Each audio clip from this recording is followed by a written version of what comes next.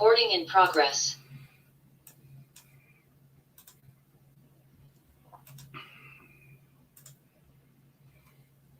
Check 1 2, check 1 2, check 1 2. Just making sure you can hear me.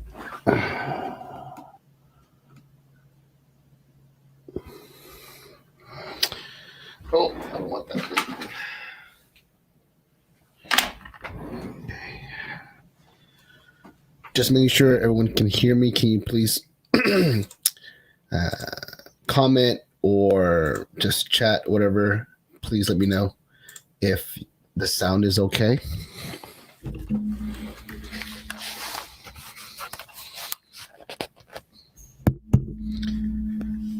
I've had people tell me that the sound is hard to hear. Just want to make sure that the sound is okay.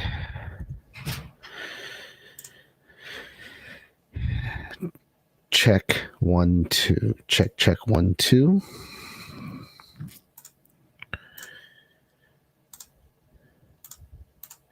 Check 1 2. Check 1 2. Please let me know if you can hear me. I want to make sure my sound is good.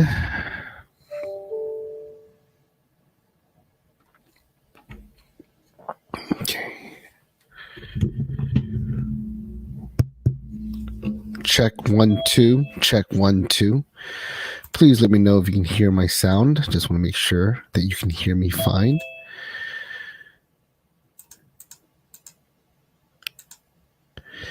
Check 1 2. Check 1 2. Just want to make sure you can hear me. Let me do some wire management for sure here. I can hear you. Okay, great. You can hear me. That's good. To make sure everyone else can hear me. I'm going to just check real quick on my live stream to make sure that my sound is being streamed, because last time I streamed, you cannot hear my sound, which was obviously inconvenient. I would actually call it annoying, but we'll just call it inconvenient. Yeah, it looks like my stream is not making the sound like it's supposed to be. I'm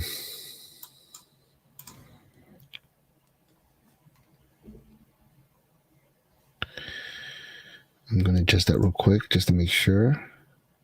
Audio, check. Check 1 2, check 1 2. Check 1 2, check 1 2.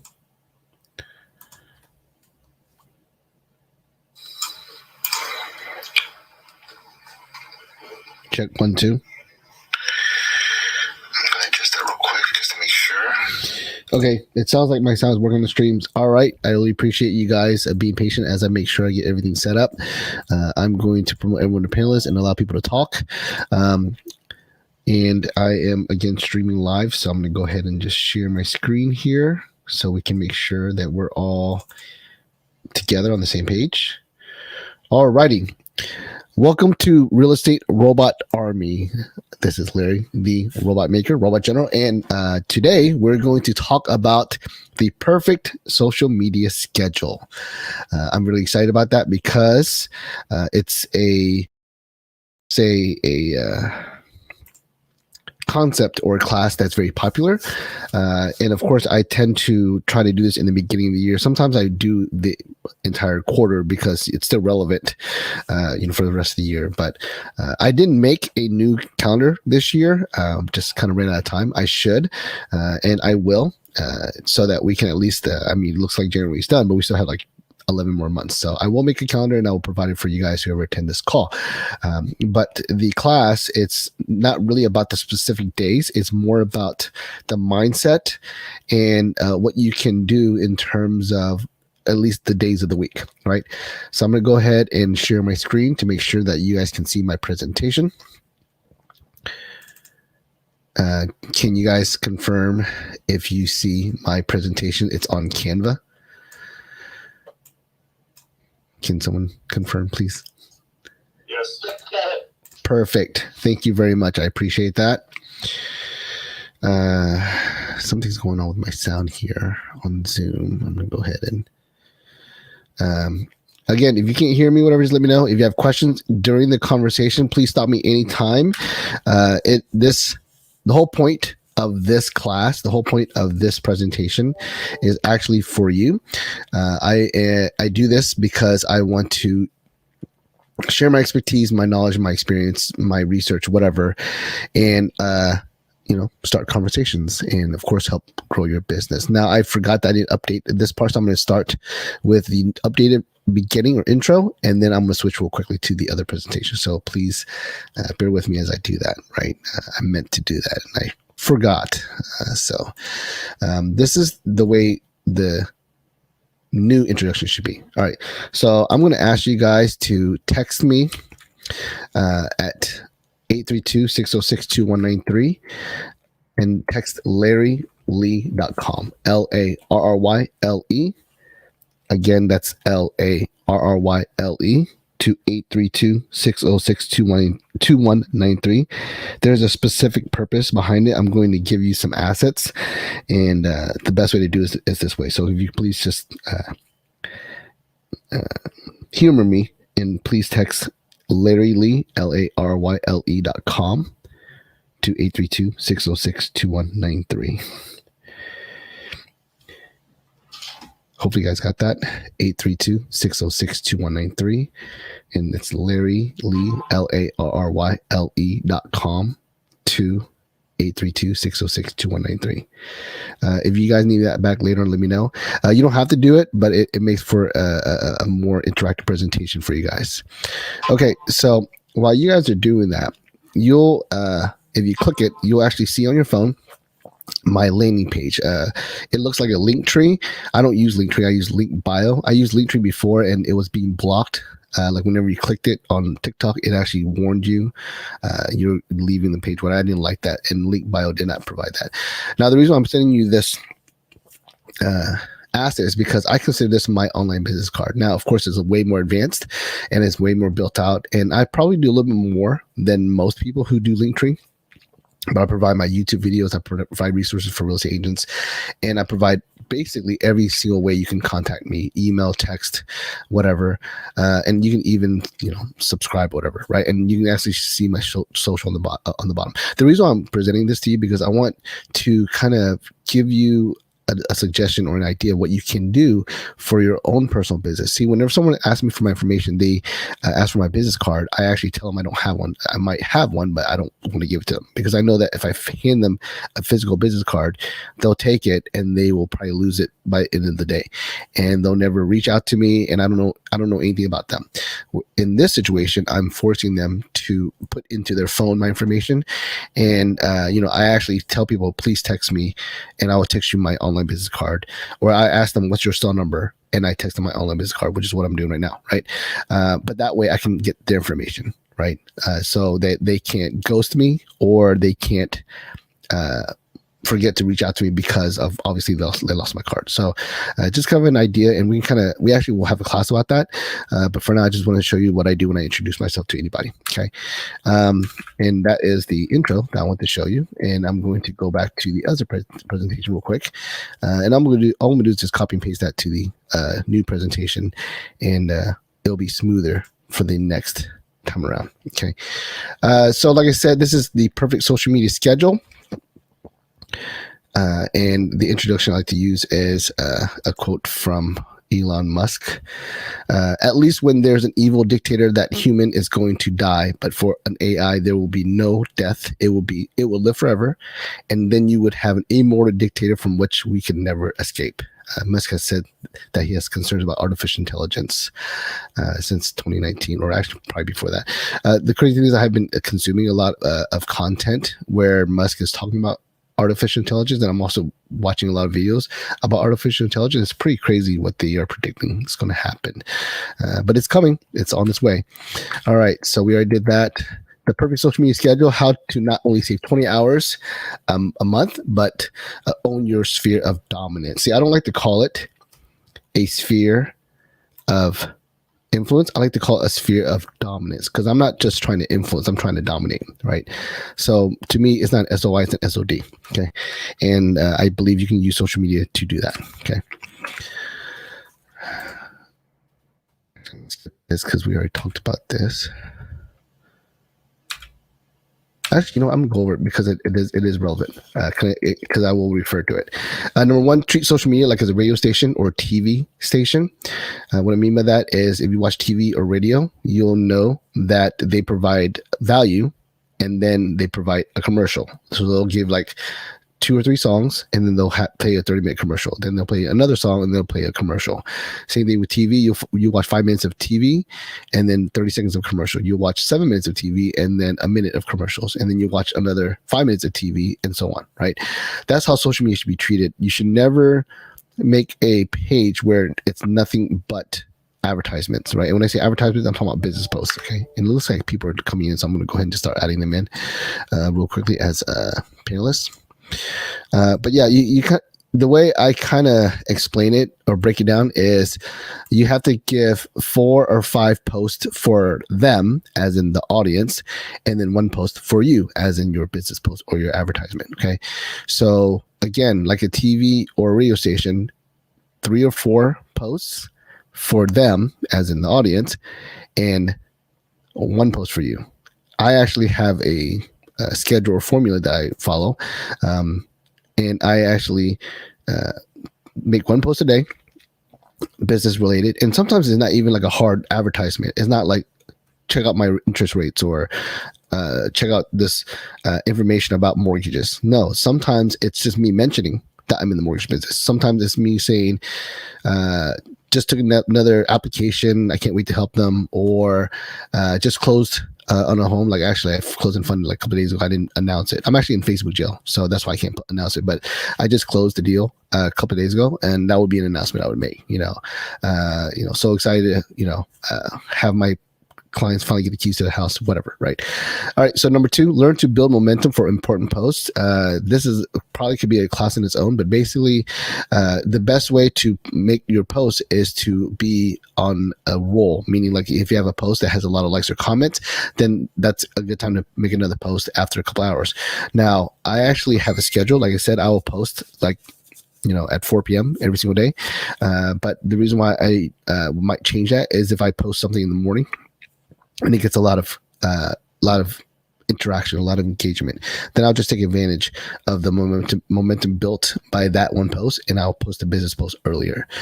Because yes, it's important that I time my post, but it's also even more important if I give my business post as much chances as possible to get seen, and Facebook will give me a higher timeline, score whenever I post after another post that got a lot of momentum, right?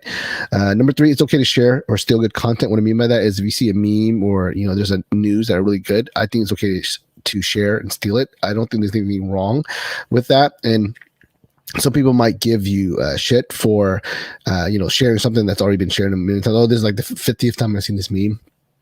The thing is, you might be friends or connected with a bunch of people that are in the industry, so that's why you might see the same kind of posts. But your 5,000 friends and followers are not the same as their 5,000 friend and followers, and that means that just because they shared it or someone else shared it doesn't mean that your audience saw it, right? It's kind of like a good joke. You heard it a couple of times, but that doesn't mean that you shouldn't go tell it, because there's people in your circle that may not have heard it because they're not connected to the people that you heard the joke from. So I think it's okay to share some good content. Okay. Number 4, think of your post as micro content. Bottom line, a lot of people think that social media is like a light switch that you turn on and automatically you're going to get a lot of business. And if it doesn't give you business, it doesn't work. That's not how social media works. Social media is it's a drip program, I like to call it. Like, I use Facebook as my CRM, and my members that follow me or friend me, they are my database, right? They're my potential clients or referral partners. So every single day I'm dripping on them, right? But of course, instead of using an automated drip campaign that's scripted and obviously fake and spam, it's me posting pictures of my children or pictures of my wife's food. Okay. So that's the way you have to kind of look at it as micro content. You're staying in front of them every single day. You're not trying to convert them. You're just trying to stay in front of them, trying to stay relevant, right?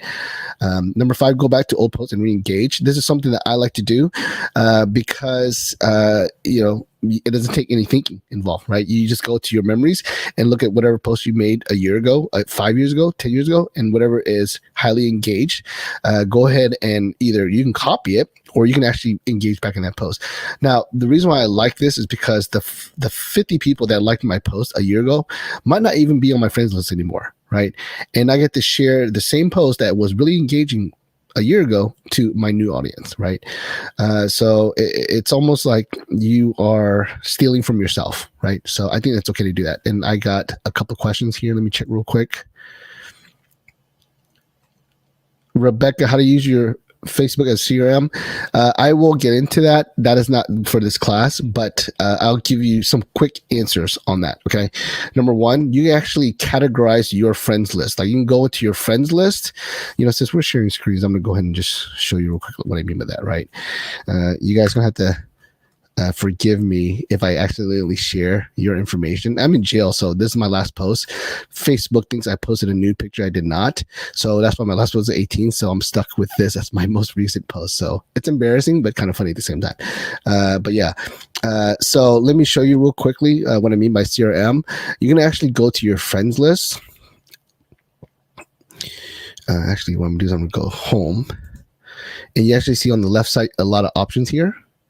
Right. And on the options, you can actually divide up your friends. Right. So you go to your friends here and it actually gives you custom lists and actually have a list for people that are there in the Veteran Mortgage Advisor group. I have agents, right? Members of my social media training class. I have all different agents from different states, people that are, they're my relatives, right? I have people from UT, people who went to my high school, Clearbrook. You can actually go and change this, right? So I'll give you an example, just how you can do that.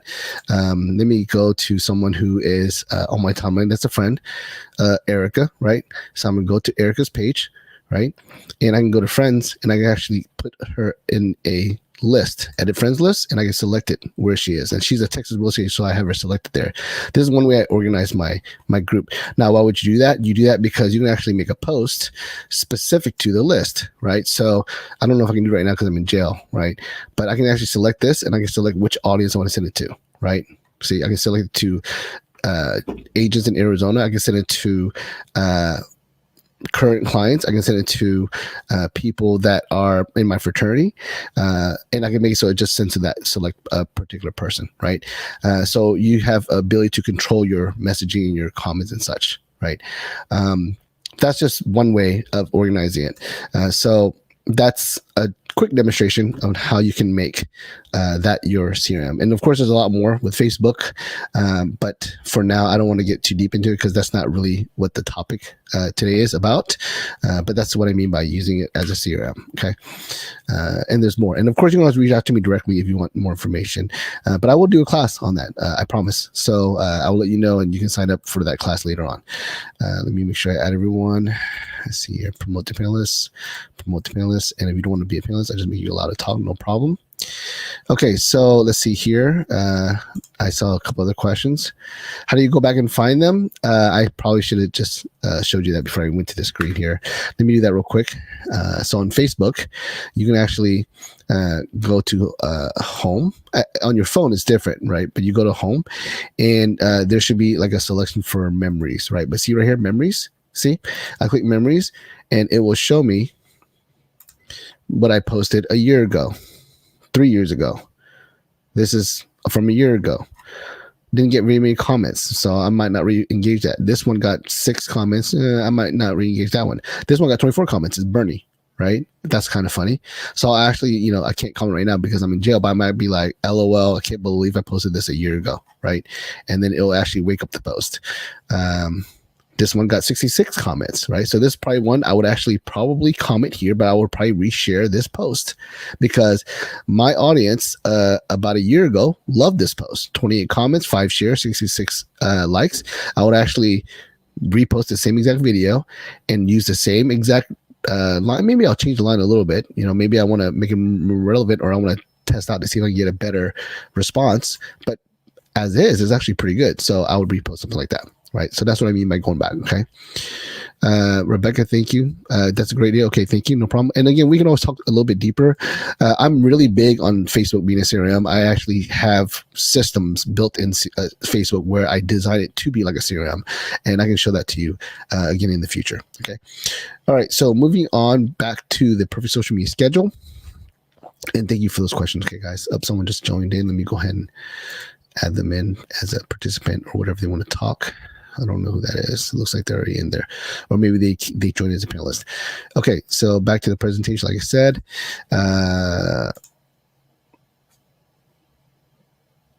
Ask others. Actually, engage on other posts before making your post. Now, this is something that a lot of people don't really think about.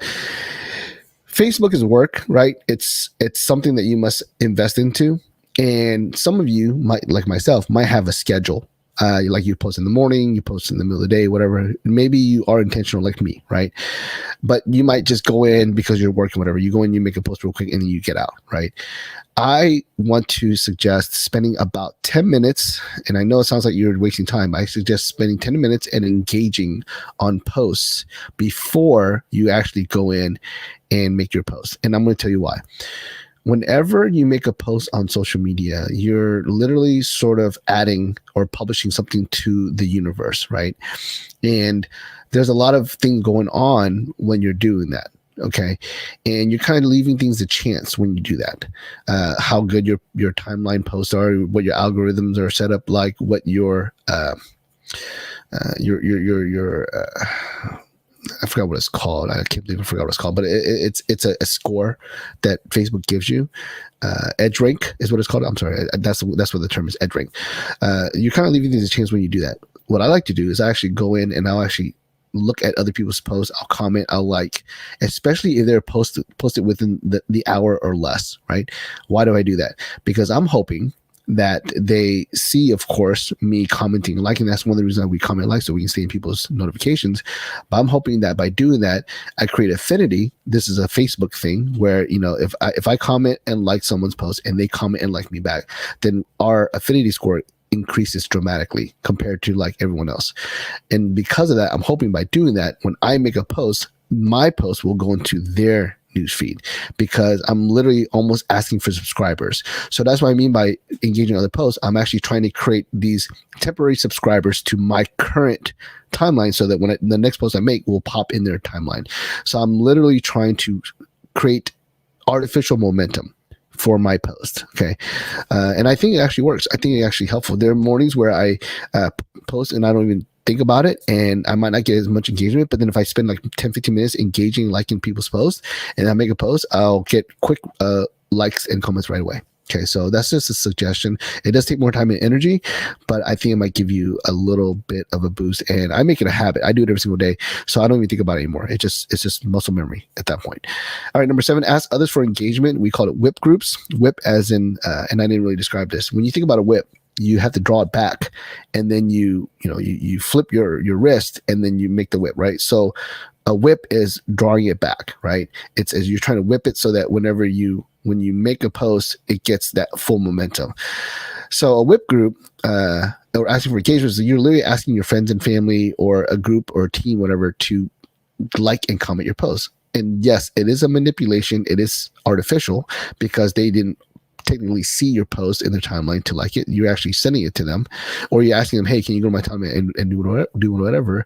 But Facebook doesn't know everything, right? I mean, it seems like they know almost 99% of what's going on, but they don't know everything. They don't know that you're asking for personal engagement, unless of course you do it like on their platform, like you do on Messenger or whatever. But if you send an email out, they won't know that, right? Well, I guess they might be able to search your emails. But the point is, you're asking for a head start on your post, right? And by doing that, you're going to trick the algorithms of Facebook into thinking, wow, this is a very highly engaged post. We're going to share it to more people. We're going to get more exposure for it because people are seeming to like it.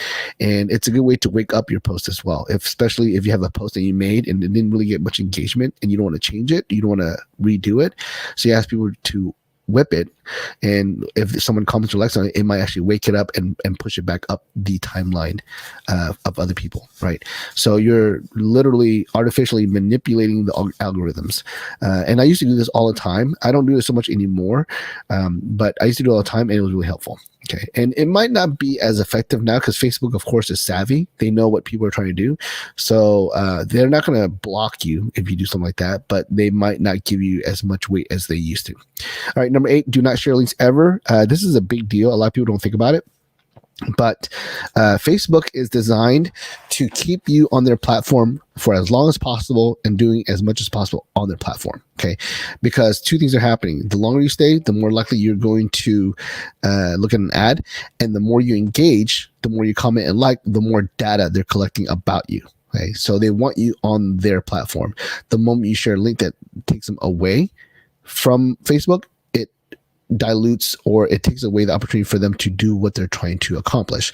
So they don't like that. So when you share a link, Facebook knows for sure, they know automatically, they probably have it built into their system, because obviously when you share a link, it creates a thumbnail. So they obviously know it's a link, and they will squelch it. They will lower the viewership. They will lower your edge rank. They will, in their mind, they're like, Larry is a guy that likes to share links and take people away from Facebook. So we might not give him as much weight on all his posts, right? So you lose edge rank, right?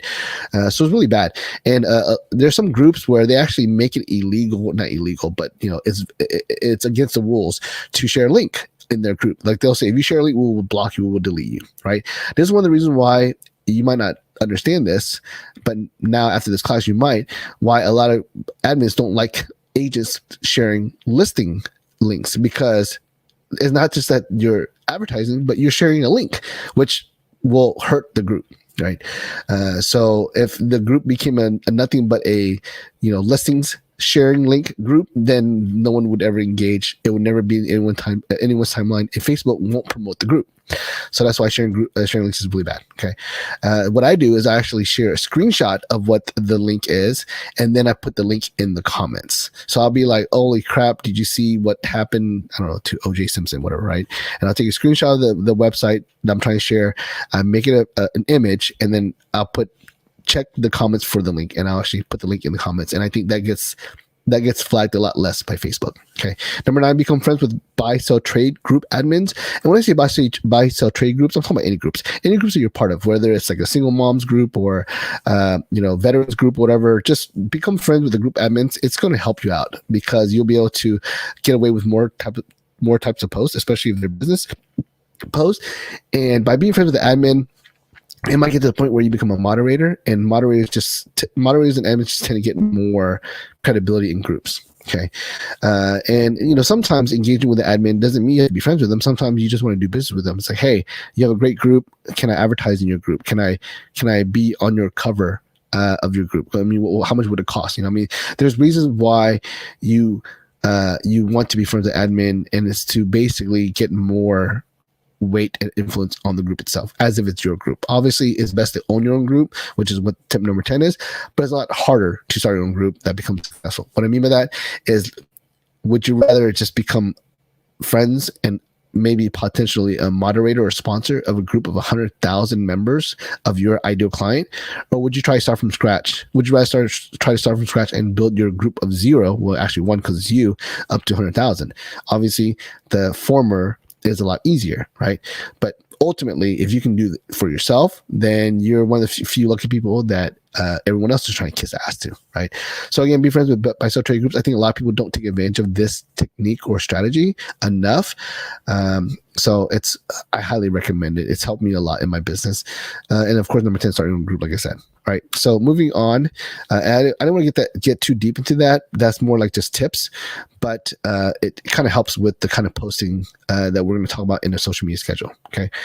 The best bonus tip: everybody makes the mistake in thinking social media is a switch you turn on and automatically business either floods in or doesn't work. The ones who are successful at social media are the ones who realize that you need to treat every day / every post as an opportunity to start a conversation. And that's the way I look at social media. It's a chance to start a conversation. It doesn't matter what the conversation is. It could be about real estate. It could be about a meme. It could be what's trending. It could be about music. It could be about politics, religion. I know those are kind of crazy taboo topics, but some real estate agents and loan officers, they wear it on their sleeve and they do it well, and they get a lot of business because of it. So just think about it as an opportunity to start a conversation every single day. Someone is asking a question. Let me check it real quick. Rob K, are certain topics taboo? What I would say, Rob, is you want to avoid topic that's going to get you flagged. So I posted the memes. My last post was funny selfies, right? And it's a bunch of selfies that are just kind of funny in general, but some of them involve people not being naked, but they look like they were naked, or like they were in the bathroom or whatever. I think the one that got flagged was the dude was naked, but his girlfriend was sitting in front of him, and it was a selfie of her, but he was in the background. So that's why it's funny. But Facebook deemed it as nudity, right? Why am I bringing this up? Because you don't want to post things that's going to get you flagged and put on the radar. Like Facebook said, you violated 3 times, and they showed me a post from like 2 years ago.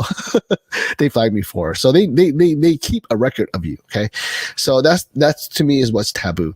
But otherwise, I think it's whatever you want. Right.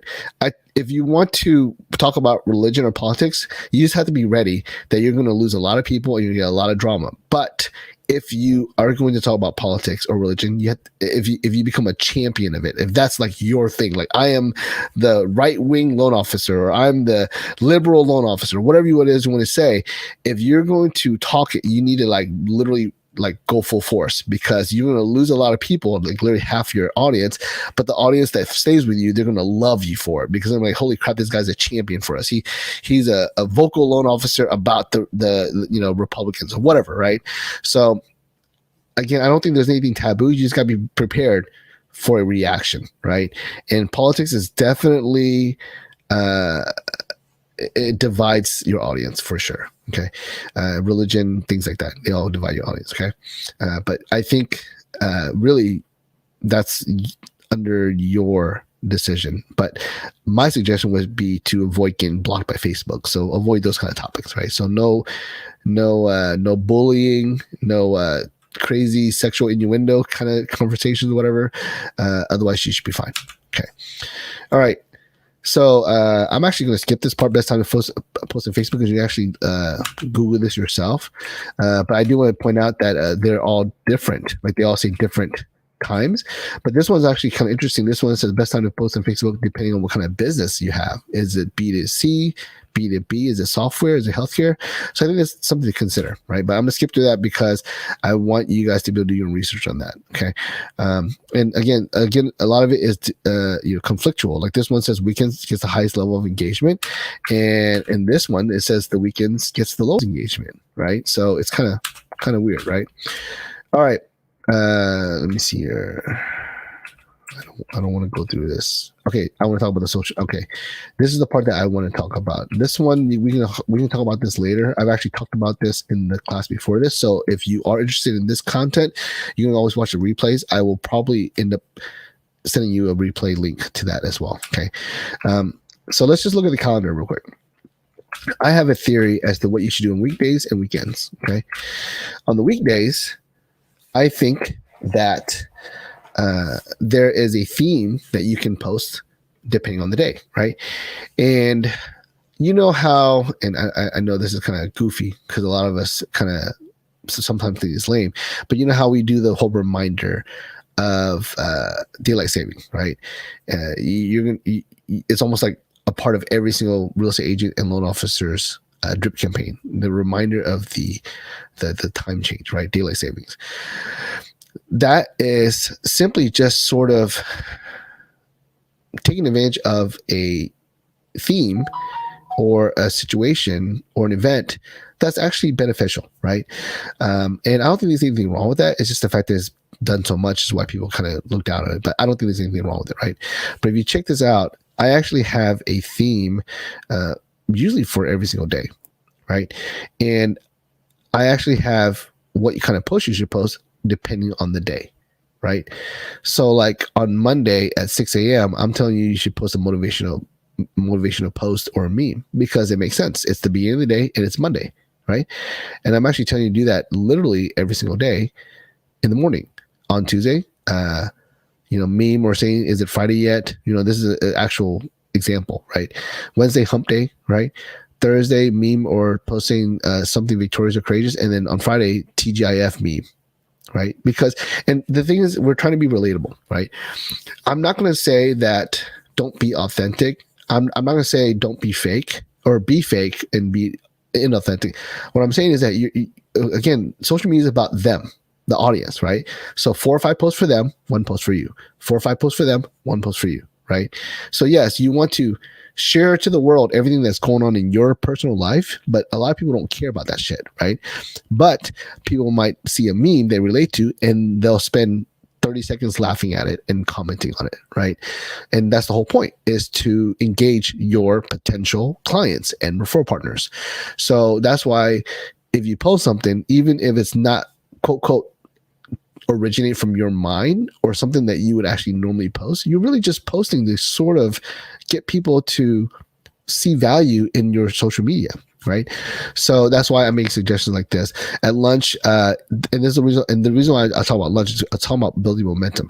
Lunch is going to be the time that I'm trying to take advantage of the people that are on their phones, because the 9 to 5 people, they can't be on the phones during the day, so they jump on their phones during lunch, and I'm building momentum for my 4 or 5 o'clock post, which I consider my business post. That's why I post, and I'll tell you why I post around 4 to 5. Okay, but the reason I post during lunch is because I'm trying to build momentum. I'm trying to get the algorithms up. I'm trying to build edge rate. So I post a funny meme or something that would be highly engaging, or ask a question. Like in Friday at during lunch, I'll ask people what their plans are for the weekend, and I'll use a meme or an emoji or a GIF. Right?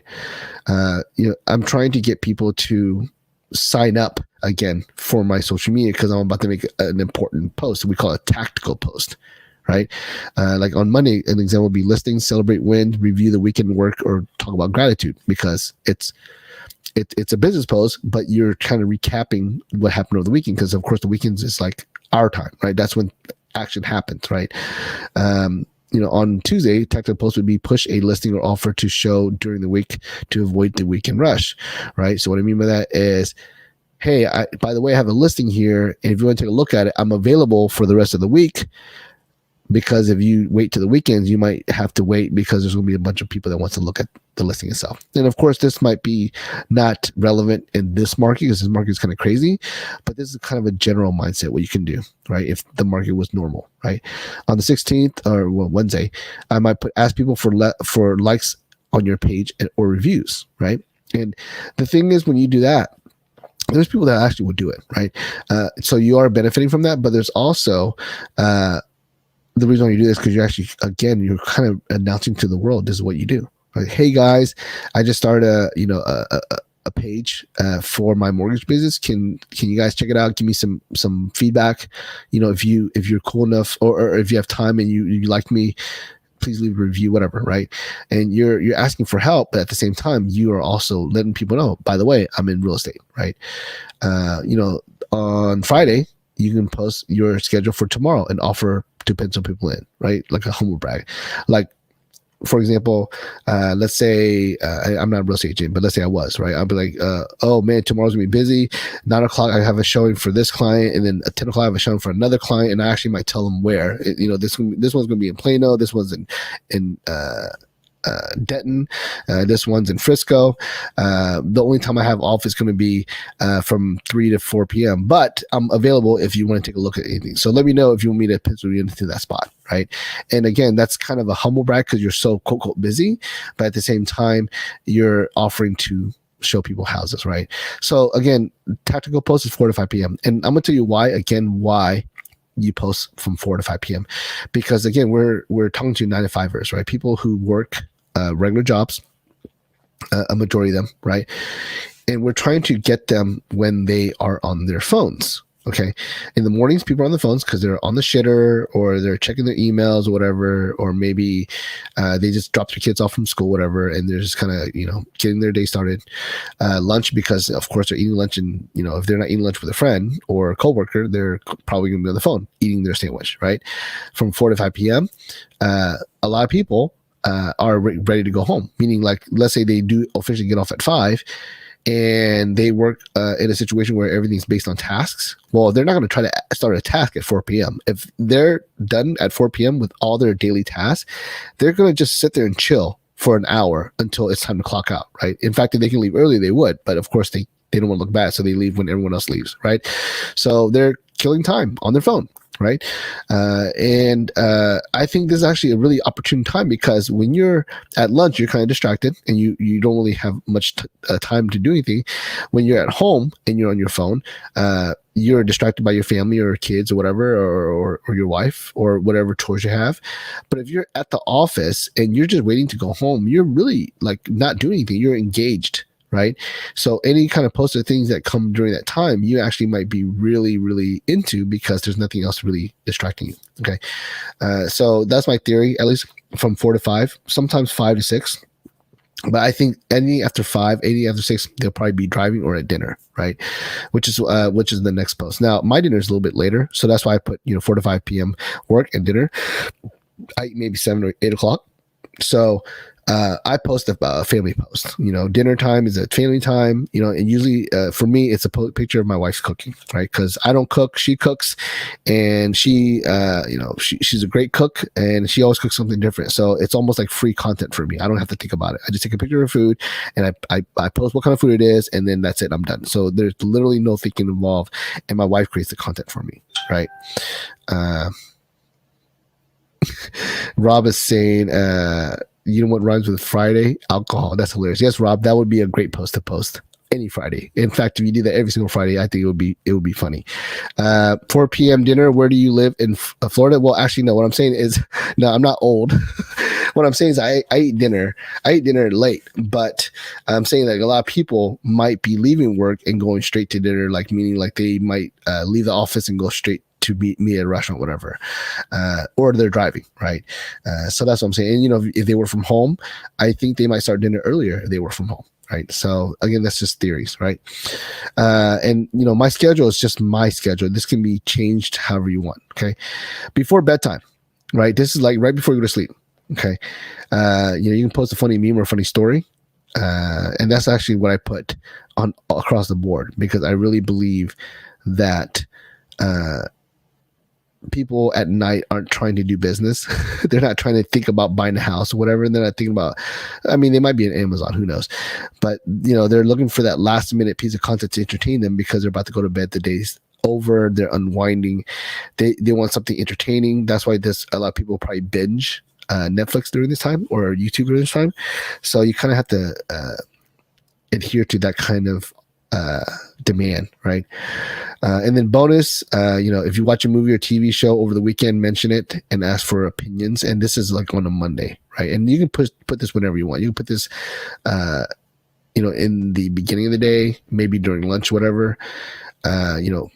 Thursday, I'll put Thursdays, post a photo of your favorite drink or alcoholic or non-alcoholic drink, like Starbucks. This is probably for you, Kevin, right? You can post a picture of your beer if you want, and hashtag it Thirsty Thursdays. So those are just suggestions. Now, again, these are sort of like just general suggestions for the day, time of day, and the day of the week. But I also put examples that I consider something you can just plug in whenever, right? But this one would be for the morning. Workout, inspirational. Lunch, ask what should I get for lunch, or what's your favorite pizza. From 4 to 5 p.m., post new listings, promote open house, whatever. Again, this is the business post. Dinner, what should I get for dinner, or how do you like your steak? Before bedtime, again, you can post listing, promote open house, and you can be the expert, event or classes. And the reason why I put this here as an example, because if you have something that is urgent, like you do have a new listing open up the next day, then I think it's okay to post about that during this time, right? Or you have an event, right?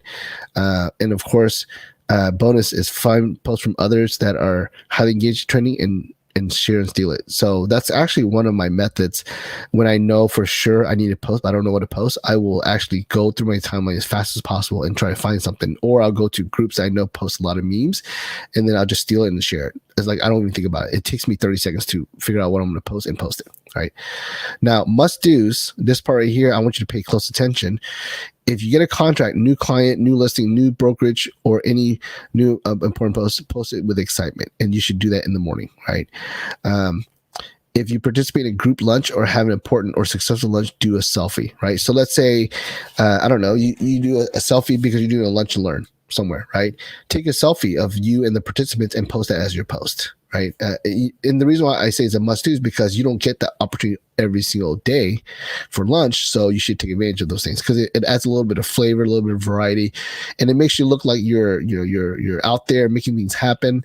You're in the mix. You're working, right? So it's okay to kind of take a vanity photo of you and your lunch mates, right? From 4 to 5, technical posts are the strongest at the times, but you get a highly engaging post anytime. Okay, this is what I was saying earlier. I'm telling you to post at 4 to 5 p.m. your business post, but if let's say you post something at 6 a.m. and it gets a lot of comments and likes, then skip the 4 to 5 and go straight to lunch and make that post. Okay.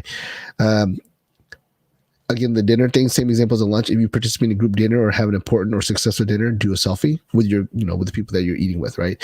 Before bedtime, if your spouse or family and friends look good or cute, take a photo and post it and show love and gratitude. And when I say, friends or family, I'm talking about like your kids are being cute or funny or whatever, or maybe, you have a spouse that's not camera shy, right? My wife is, so I can't really post pictures of her. I literally have to just kind of steal from her page if she decides to post anything. And then if all else fails, post a selfie of yourself with a funny face and hashtag it to the time, right? So what I mean by that is if you have zero idea of what to post, you have nothing to say, you have no content, you can't find anything, you don't have time, then the worst case scenario is to take a selfie making a stupid face, like sticking your tongue out or looking mad or rolling your eyes, and then hashtag it the time. So if it's dinner, put dinner time selfie. If it's bedtime, before bedtime selfie. If it's morning time selfie, right? And that will still get engagement. I'm telling you, I know it sounds stupid, but a photo of you making a goofy face is going to get engagement no matter what, okay? Because it's you kind of being different outside your comfort zone and showing something unique, and people who love you and know you, they're going to appreciate that post, okay? All right, so next part of the schedule, and I'm going a little further or longer than I wanted to, but that's okay. This is kind of an in-depth class. Weekends. I actually have suggestions for the weekends from 8 all the way to bedtime, right? And let's start with Saturday because the weekend actually starts on Saturday, but the calendar, of course, shows Sunday first. But let's start on Saturday. At 8 a.m., I would post my to-do list for the day, right? Like I said, I got 2 clients I have to show houses to, Again, it's almost like so excited, grateful, or humble brag, whatever, right? You're basically announcing to the world, I got a lot of work to do today, but you're kind of celebrating it. You're kind of throwing it out there because you want to let people know that you're in business. You want to let people know that you're in real estate. And on Saturday, when everyone else is doing nothing, they're in their bed or they're watching TV or they're Saturday morning cartoons or they're hanging out with the kids or whatever, you're showing that you're out there, hustling, right? And Rob saying, who's getting up at 8 a.m. on a Sunday? Not me. A lot of people do, apparently. I do. Parents do. Parents get up at 8 o'clock on a Sunday, and I'll tell you why. Because their kids are used to waking up early, and we're used to waking up early, right? So unless I try to sleep in, but I'm up at 8 a.m. in the morning, okay? But again, it's just a suggestion. If you're not up, then just skip it, right? 10 a.m., take a photo of the 2 houses. And this is just a suggestion, right? But let's say you're showing houses, take a photo of 2 houses and ask which one would you choose if it's the same price, and then put asking for a client. This gets a lot of engagement because you're getting people to kind of play along. Let's put it this way. No one gives a shit about you being a real estate agent if they're not buying a house, right? In fact, they might get tired of it. They might get tired of seeing you posting listings and open houses, whatever. But if you gamify it, if you make it so that they're part of it, they're part of your experience, they're part of your life, then it becomes a little bit more entertaining, becomes a little bit more relevant, right? So if you take 2 photos, it's like, hey, I just showed 2 houses. There's this house and this house. We don't know which one we want. They're the same price. Which one would you choose? You're getting people to actually be a part of your life, and there's a game, right? And people love sharing their opinions, right? So you have people like choosing, and then that's going to get high engagement. That's going to get people to see more people see it. And even if they're not even involved in buying a house, they can be involved in giving you an opinion, right? Rob's asking, what if you post a quiz and offer a Starbucks card for the winner? I actually do that a lot. I don't really offer a quiz, but I'll say something like, let's say I went grocery shopping and I'll show you my entire haul. I'll have like 20 items. I'll be like, if whoever guesses the closest to the amount will get $100 gift card. And I literally legitimately pay this out, right? And there's people that, but I might say something like, you must guess within the dollar, right? So if no one gets within the dollar, they got a lot of likes and comments, but no, I didn't have to pay anything out because no one gets the dollar. Now if they guess a dollar, I'll actually pay it out, right? And it might be crazy that I pay $100 just for some likes and comments, but it's really me just trying to get people to engage with my post, because the moment they engage with my post, they've quote unquote subscribed to my timeline. So the next time I make a post, they'll see it, right? And I actually don't do those posts until I decide to post a business post, and that business post will more than likely be very important. Okay, so that's gamifying what you do, right? We're in real estate. Lunch, if you're in an unfamiliar part of town, ask for restaurant recommendations. I mean, this happens all the time, right? You know, hey, I'm in another state, or I'm in this city, whatever. What's a good place to have lunch? And people love to share their opinions, and they love to endorse places they like to eat, right? So if I'm I'm talking about Dallas specifically. A lot of you guys are not from Texas, but I'm talking from Dallas specifically. If I'm in Frisco, that's where I'm normally at, and I go to Fort Worth, which is literally an hour away, I might be like, hey guys, I'm in Fort Worth for a showing. I need to eat. What's a good place to eat lunch? I'll get a lot of people commenting, whatever. But what's happening is I'm telling people that, oh yeah, I'm showing a house in Fort Worth. I literally made an advertisement. I literally told people, I'm working right now. I'm in the field. I'm selling houses. I'm in real estate, but I need suggestions on what to eat. And people are going to help you push your advertisement up by commenting and liking. Every single person that likes it and comments, they have been made aware that you're in real estate, right? So it's a drip campaign. Like I said, you're making sure people know what you do, but you're not just advertising. You're not just saying, hey, look, here's a house that I'm trying to sell. No, you're talking about the fact that you're in real estate, but you're asking for help as a person, as a human, right? And people can be relatable to that, right? 3 p.m. Asks, does anybody have a need for a certain amount of bath or a certain amount bed in this location? They want to that they want to sell. My clients are ready to make an offer. So what I'm saying is, in this situation, let's say you're out there selling.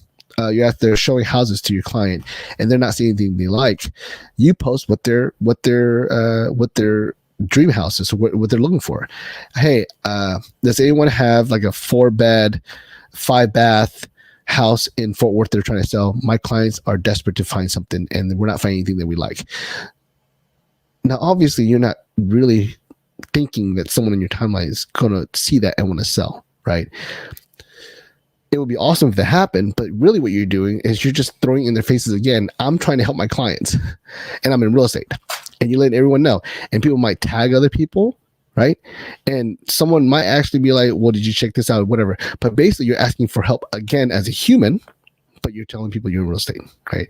It's, to me, a clever way to sneak in the fact that you're working and that you're in this business, but you're asking your audience and you're asking your friends and family for help.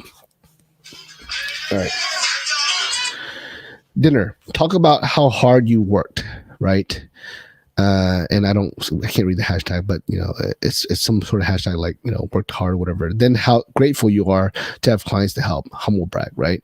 So of course you're winding down during dinner time, just say, oh man, I just spent like 8 hours showing houses to like 5 different clients. It was a crazy day, but I'm so grateful that I have the opportunity to do that. Thank God for real estate or whatever, right? And, show gratitude, brag about how well you did, and make it a humble brag hashtag, right?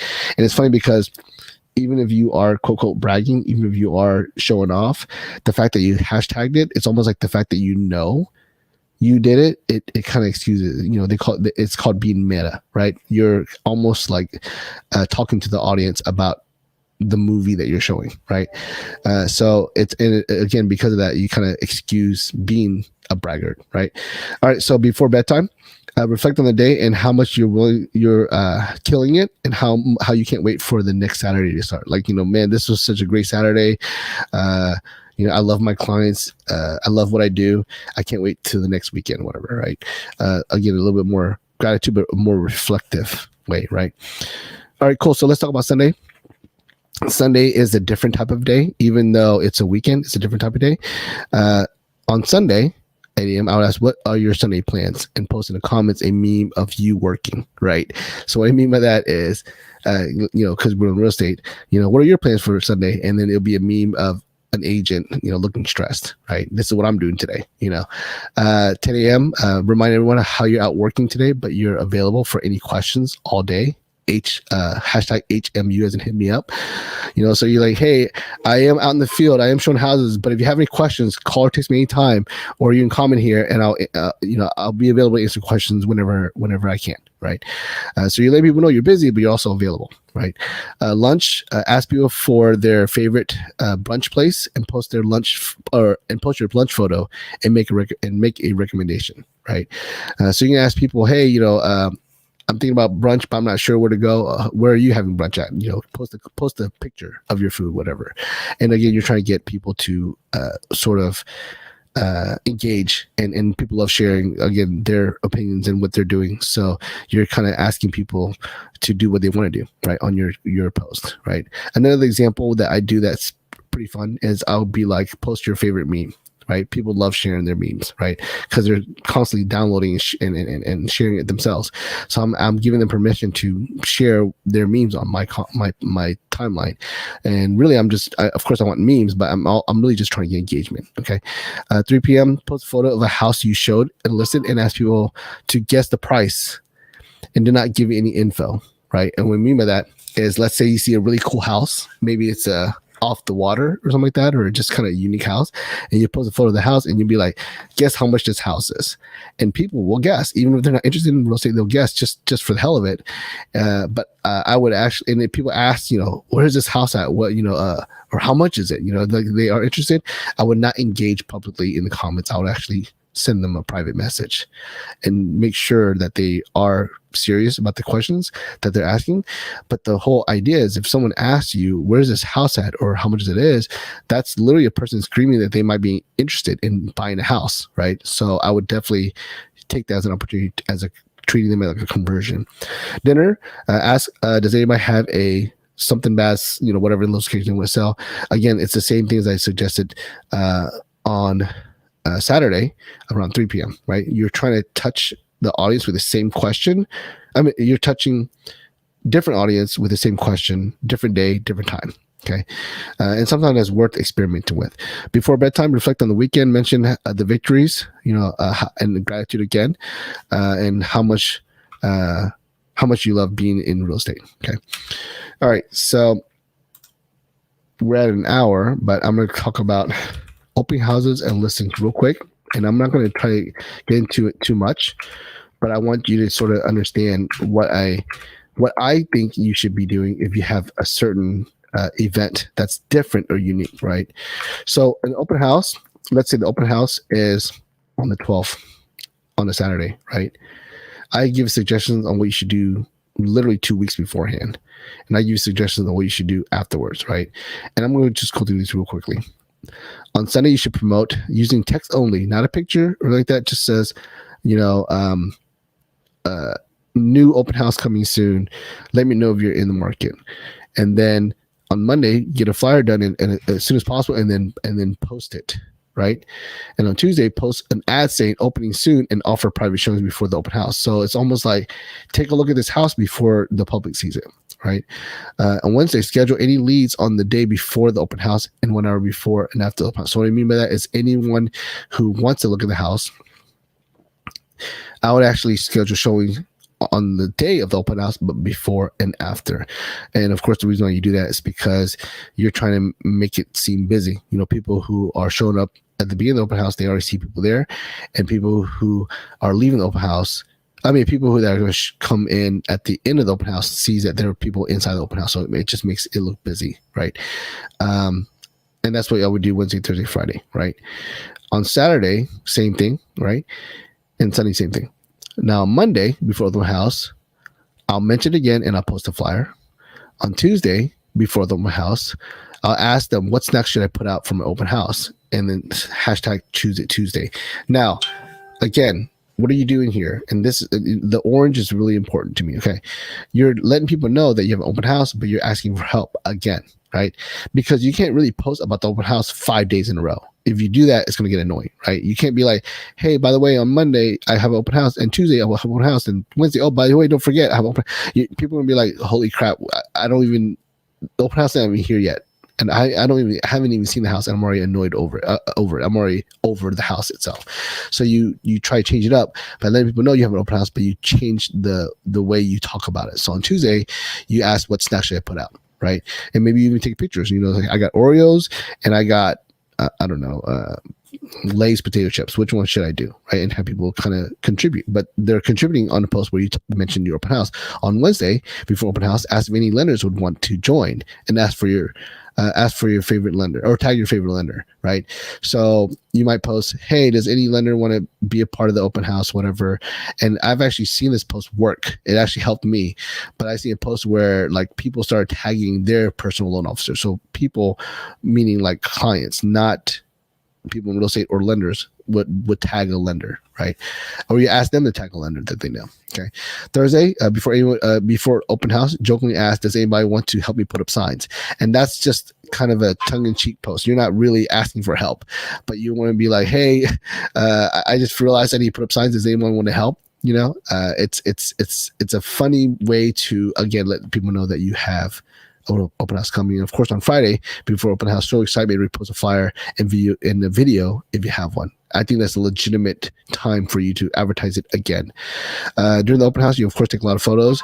If there's a lot of people, meaning there's more than one guy, and I actually like to go live when I'm doing an open house. And when this is me as a real estate agent, I mean not a real estate agent, me as a loan officer, and I'm helping a real estate agent. I like to go live because you're kind of again letting the world know you're in this business and you're out there. You're trying to make things happen. You're trying to get people to see the house, right?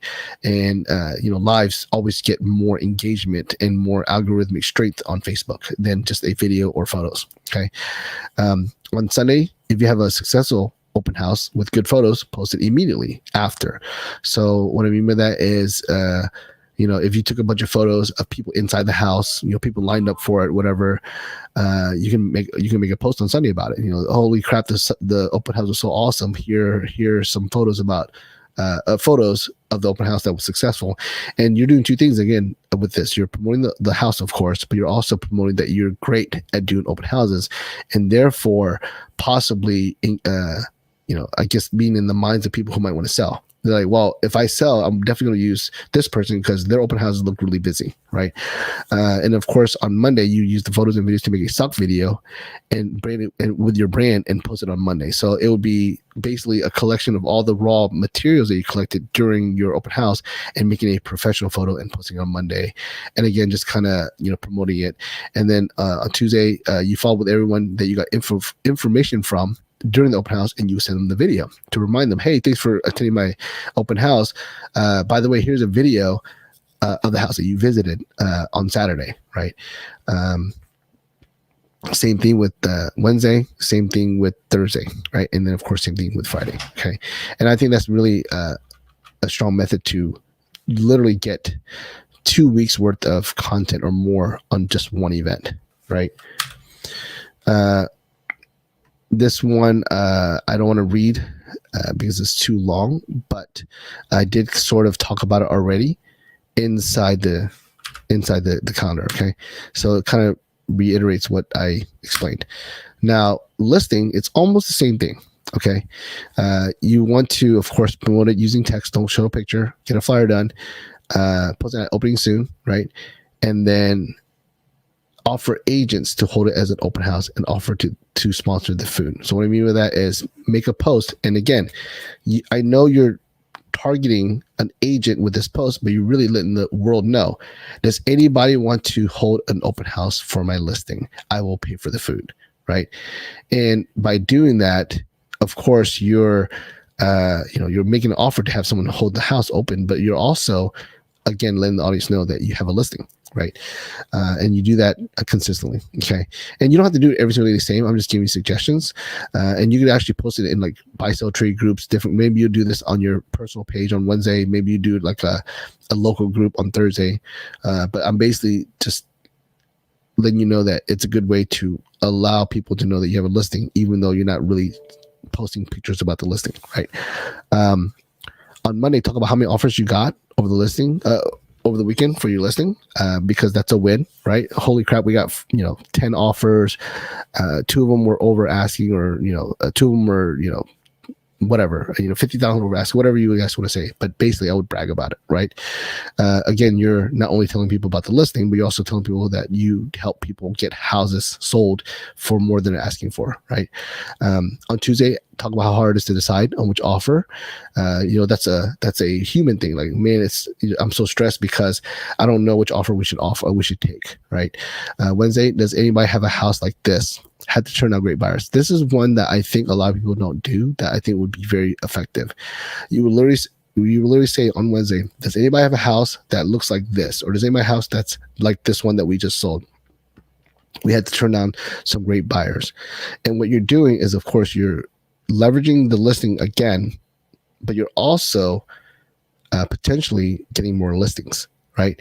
You're asking people, does anybody want to sell a house like this? Because I already have buyers, right? You have someone who made an offer on a home that you had to turn down.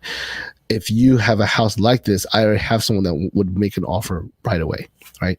Thursday, seriously, my buyers need a certain bed, certain bath area, ready to make an offer now, right?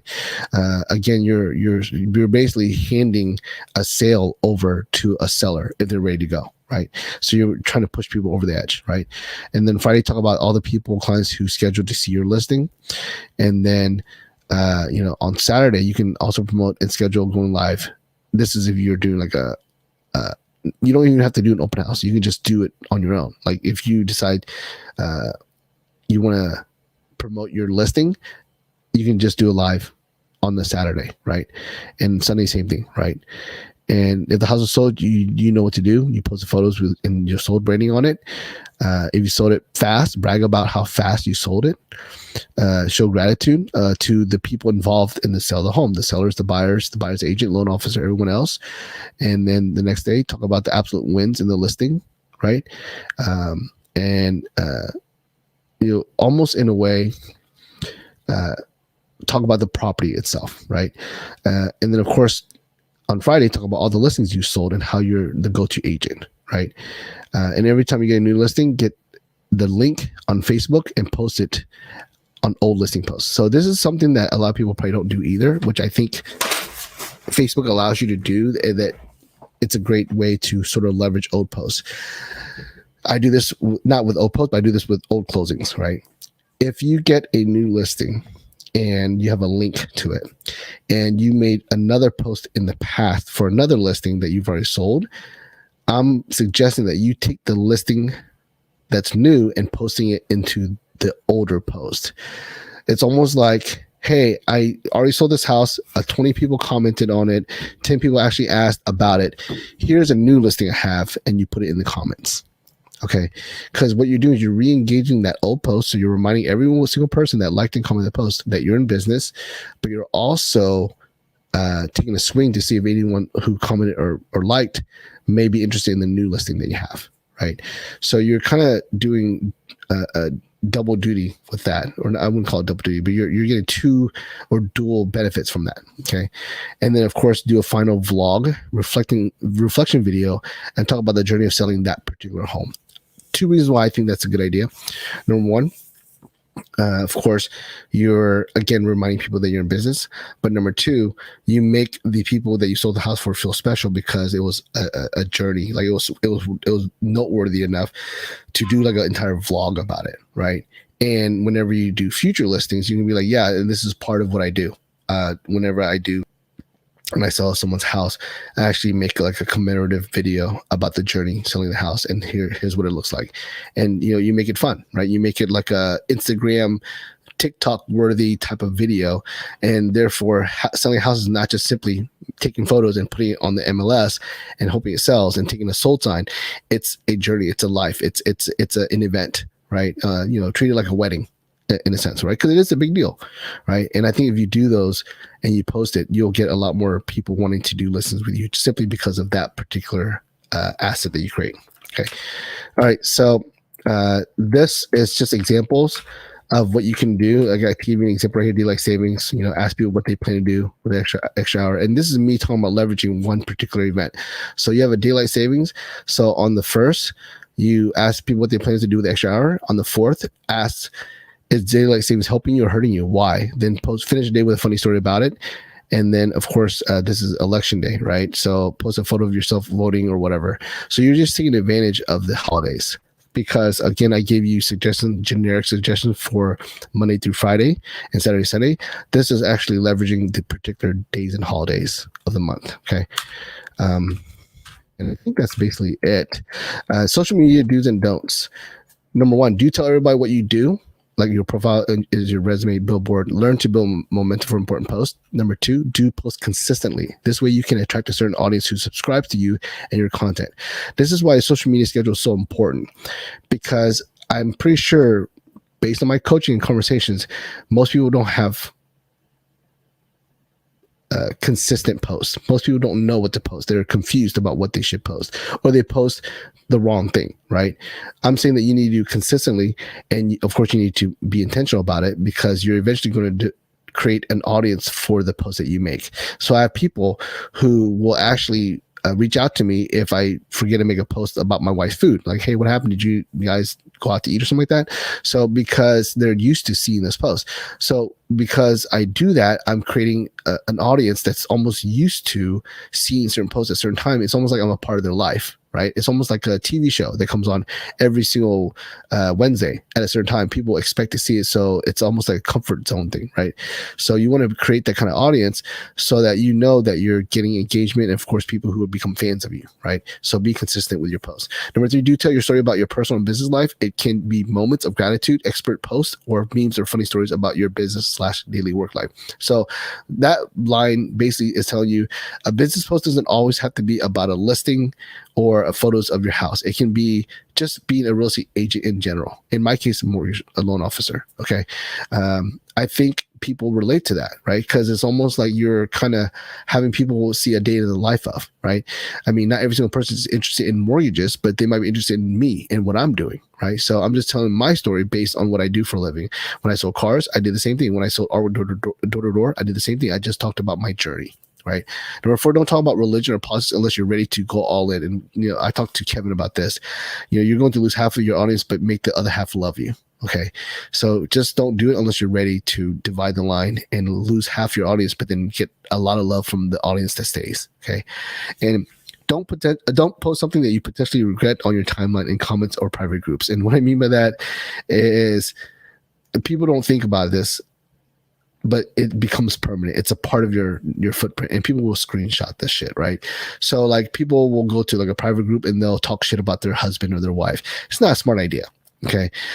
Because when you do that, not only are you literally potentially opening yourself up to extra drama that goes beyond Facebook, right? Like let's say someone is targeting you, they're your competition, or they don't like you or whatever, and you post something that can get you in trouble. They're going to screenshot that shit and they're going to get you in trouble with that, right? I mean, especially if you post something really bad or racist or whatever and you're in real estate, okay? So just don't post anything anywhere, right? I mean, I know private groups seem safe. They're not safe. The only private group that's safe is when it's just you in the group and no one else, right? Otherwise, it's not safe. So just don't do it, right? And I know that you want to vent or you want to, find people that are like-minded. Keep in the DMs, but even the DMs is unsafe because people can screenshot. I mean, best case is just make a phone call if you want to vent about something. Hopefully, they're not recording your conversation. But social media is so permanent, and it can go viral so quickly that you have to be careful what you post, right? I mean, you see examples of it all the time, okay? Free social media resources. As you can tell, I'm using Canva right now. Trello is something I use to sort of schedule or maybe organize my post. Messenger, of course, is my favorite asset because I can actually send DMs to people. It's like it's almost like Facebook would be useless without it, right? And of course, Facebook groups, you should always use a social learning feature.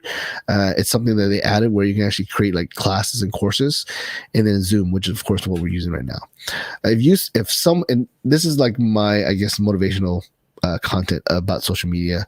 If someone uses the Rocket or Zillow in your market, we all failed. Okay, everybody should have a real estate guy or mortgage guy. What I mean by that is every person on the planet should have a guy when it comes to real estate or mortgages, guy or gal. Okay, if someone uses the Rocket or Zillow, it means that they do not have a guy and went with what they found online due to convenience or brand recognition. Okay, so what I mean by that is if someone in your sphere used the Rocket or Zillow, whatever, then they don't have a guy, and that's a problem. And the way we become the guy is by being very present in social media. So all 5,000 of your friends, if they don't have a guy, then you should be their guy or gal. Like I said, so if they need real estate, you should be that person. Okay. And me telling you about the social media schedule is kind of your way of making that happen. Okay. Why share your story? Because you're the best at what you do, and it is your duty to tell people about it. You failed if people hire someone else who does what you do but sucks at it. So don't allow failures like this to happen and do your job. And basically what I mean by that is obviously you share your story because you're the best. Right? You're the best loan officer. You're the best real estate agent. You're the best. So you share your story so that everyone knows that you're the best, so that they use you instead of someone else. Because again, it would suck if someone is using someone else and that person sucks ass at their job, or they don't care about the job as much as you do. Okay. And the rest of this is just content about, because I share this class to real estate agents, like literally at lunch and learns and such. So it's just about, my business, whatever. But, there's basically, I'm just offering marketing support if you decide to work with me, right? And I don't want to get too deep into that. If you are interested in getting together and finding a way to maybe do classes or marketing, or maybe you want me to follow up your leads because I do have systems built for that, then I will be glad to talk about that. Now, what's happening next? This is an old class. I actually might want to talk about the CRM because Facebook being a CRM, because of the question that was asked earlier by Rebecca. Right? I think that's a really it's something that a lot of people don't think about. Right? So I think I want to talk about Facebook being a CRM. So that might be what the class is. Okay, so I'm actually going through questions real quick. Rob asked will they send us the schedule. I have an older schedule, right? I think like 2020 maybe. It's been a while since I made a schedule because I don't use the schedule anymore. And I was building a schedule for my coaching clients at the time. But I'll send you what I have. And if I make a new schedule, I will definitely send it to whoever is part of this call. Okay.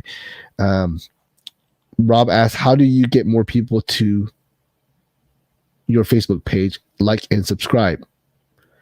Okay, so I'm literally telling you right now how to do it. Like, you have to post, and you have to be consistent, and you have to be entertaining, you have to be funny, you have to, be intentional, right? If you want to cheat the system, avoid talking about real estate, and just focus on posting really highly engaging memes and videos and content, and you'll get a lot of people to engage in your post and then like you, but you really don't get anything out of that, right?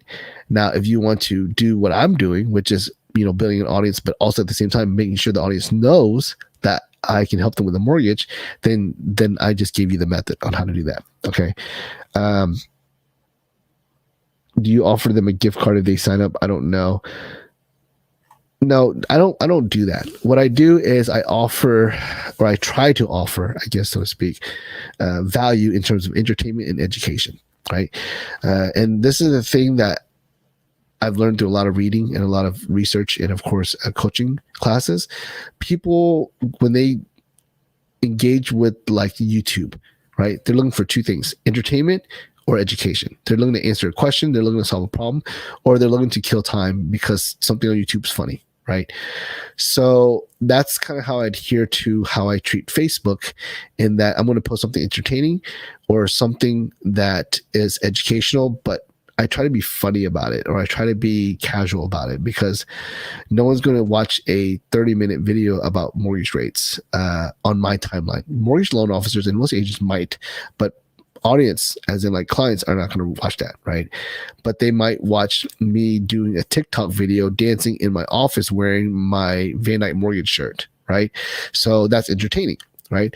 So even though I'm not saying anything about mortgages, I'm not even talking about mortgages, it's me in my office where you see Van Dyke mortgage braiding everywhere. I'm wearing the Van Dyke mortgage hat. I'm wearing the Van Dyke mortgage shirt. In fact, if you watch my TikTok, my Van Dyke mortgage mug is usually making an appearance as well. It's usually in the background somewhere. I do that intentionally. So I'm sitting there doing a TikTok video, which is what they see all the time, but it's me dressed in my uniform or in my branding. So that's a way to get people to know what I'm doing, but at the same time, entertain them, right? So really, it's about edutainment, I guess is what they call it, right? Whatever, right? It's a combination of both, right? So let me see here. I think the last slide is, before the last slide is questions. So does anybody else have a question that they want to ask based on what I just shared? Or you can ask anything about social media in general, of course. It's definitely a longer class than I want it to be. I'm going to cut this down as well. You have to understand, this is like the first time I've taught this class in this format. Most of my lunch and learn classes are designed to be 2 hours, but usually on a Zoom, this is something I don't do very normally. So I'm kind of learning as we're going here. Plus, I'm creating content. I plan to cut this up into a video that I'm going to upload to YouTube. So this 1 hour video is going to end up being like 15 minutes or less on YouTube. Okay, so no questions. Okay, how about does anyone want to share like any ahas or takeaways, what they learned, what the favorite thing they learned, or did you already know all this stuff and you just wasted an hour with me? Does anyone want to share that?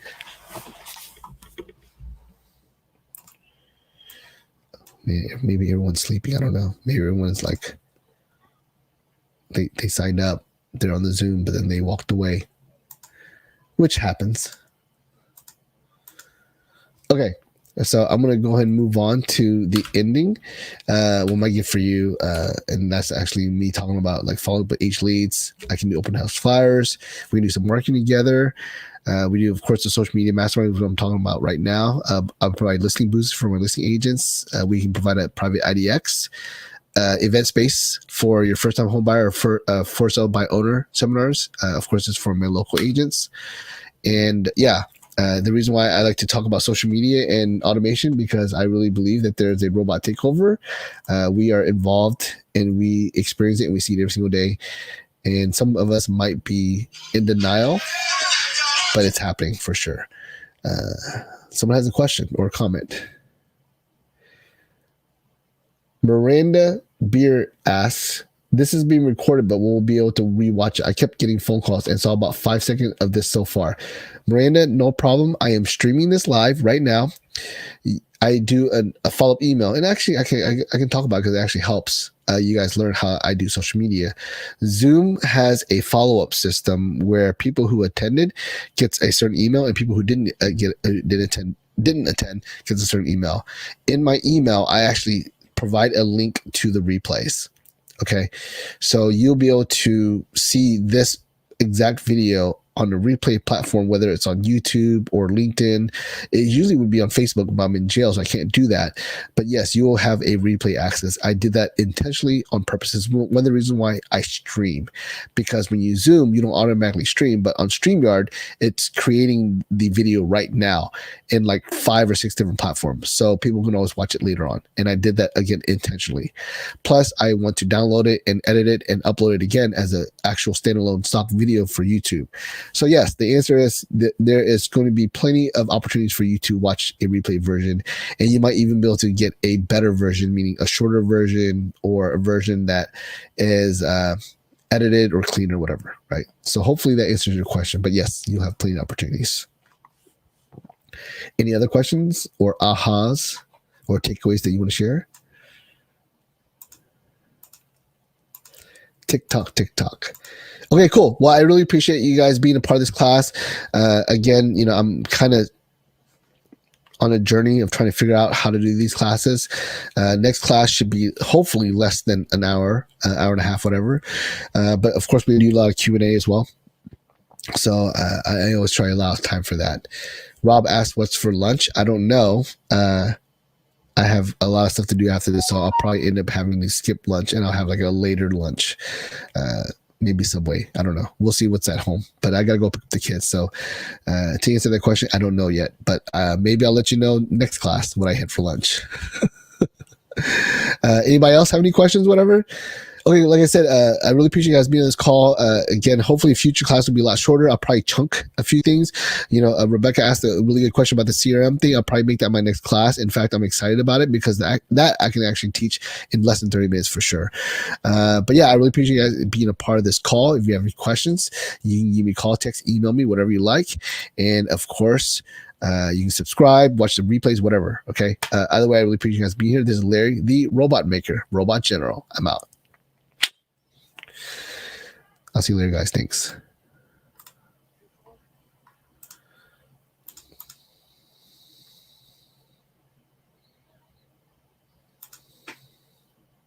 That's weird. Someone commented, but I don't know what. I have no idea what this means. Voy, FYI. Oh well, out.